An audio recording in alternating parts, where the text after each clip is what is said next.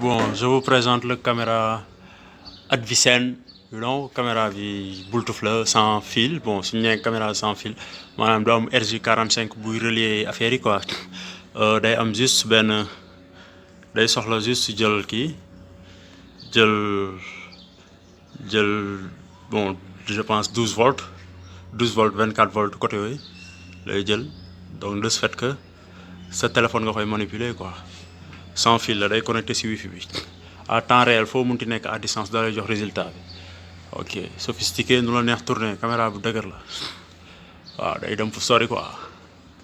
caméra bi lii mooy support wifi bi maanaam réseau bi quoi donc lay ñëw branché wu fii donc fi nga koy branché ok boo ko branché nii donc nga xam ne c'est bien serré. Ok, si c'est bien serré léegi nooy def mooy